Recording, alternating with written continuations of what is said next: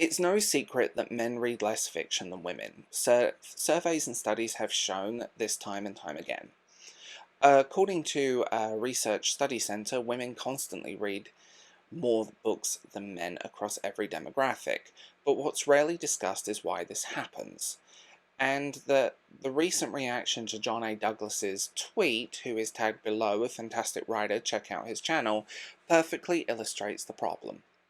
In this tweet, John shared that he checked the fantasy section at a Target and found the shelves dominated by chick lit and book talk slop. His observation wasn't an attack on women's fiction or dismissal of popular trends, it was a reflection of what many male readers have been noticing for a while.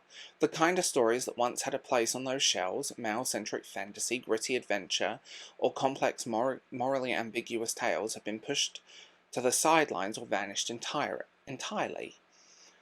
And what was the response to his tweet? It fell into two very interesting categories. Lies, it's all made up, go to a real bookstore. I go to real bookstores. I see this in my face every time I go in Waterstones, or any, actually, independent. Ha, yes, it's happening, sucks to be you male oppressor. Shut up. That's what I say to those people. Neither of these reactions addresses the core issue. Instead of engaging in real conversation about shifting landscape of publishing, their responses either dismiss John's observations outright or take pure pleasure in it. As if the decline of male-oriented fiction is some kind of righteous victory lap with flags. But here's an uncomfortable truth. It isn't a victory, it's a loss. In the next few days, I've got videos coming up about the publishing industry from insiders. This video is also based on that information. Like, share, tell me what you think in the comments, and if you want to support my channel, check out memberships, Patreon, and my Substack. So, historical context. How did we get here? To understand why men are reading less, we have to look at a broader historical context. In the 20th century, fiction was far more evenly split between male and female audiences. Popular genres such as science fiction, fantasy, crime, and historical fiction had a strong male readership, while romance, contemporary fiction, and family sagas drew in female readers. There was variety. Bookstores and libraries often balanced them to cater to different tastes. Everyone had something to engage in. But by the late 20th century and the early 21st, the balance began to shift. The rise of young adult YA fiction in the 2000s, and now the explosion of book talk, I have problems saying that word, driven trends in the 2020s, created a publishing landscape that is increasingly catered to female-dominated market. It's not that men stopped reading, it's that the content that they once gravitated towards began to disappear. And by the way, this is not a discussion on indie books, this is purely about trade publishing before everyone makes that comment. Let's be real. Platforms like BookTok, and particularly through that lens, have transformed the publishing landscapes in ways that is impossible to ignore. BookTok drives massive sales, far more than BookTube does now, and it often dictates what ends up on the bookstore shelves. But the dominant trends tend to cater towards romantic fantasy, spicy romance, emotionally driven narratives, genres that appear more to be marketed towards a female audience. As a result, the fantasy sections in bookstores today look like an expansion of BookTok's reading list, packed with romantasy, enemies to lovers tropes, stories that centre on emotional arcs rather than traditional adventure or high-stakes narrative that used to dominate the genre. Where are the dark, morally complex, action-driven fantasies, the gritty noir crime novels, the military sci-fi? They're either pushed to the back or simply not stocked at all, or purely independent publishing. And if there's no visibility in major retailers like Barnes & Nobles, Waterstones, Target, supermarkets, how can male readers discover them? It's not like people are on the internet 24/7 browsing the independent publishing section of Amazon. Let's be real. The problem isn't that men hate reading. That is a misnomer, and it will always be a misnomer. It's that they don't see themselves in the stories being pushed by mainstream publishers anymore. Fiction that once explored themes of duty, sacrifice, ambition, honour, and personal struggles, narratives that traditionally resonate with male audiences, have been replaced by stories that focus on emotional relationships, identity struggles, and introspective journeys. While there's nothing wrong with those themes, it's not what many men seek when they pick up a book. Let's be real.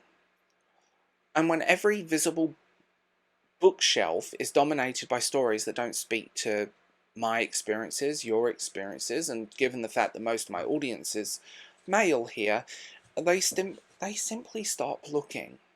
This isn't about gatekeeping or demanding a return to male stories. It's about acknowledging that diversity in publishing means catering to all audiences, not just one demographic, and right now the balance is dangerously screwed. Why this matters, and it's not just about men, ironically. The decline in male readership doesn't just hurt men, it hurts the industry as a whole. When you alienate an entire demographic, you're cutting off a significant portion of revenue and engagement. Men's absence from the literature world isn't a sign they've lost interest, it's a sign they're being underserved. Now, this will have a ripple effect. Fewer male role models in fiction. Boys growing up without seeing strong, complex male characters in books have fewer examples of what they can aspire to be.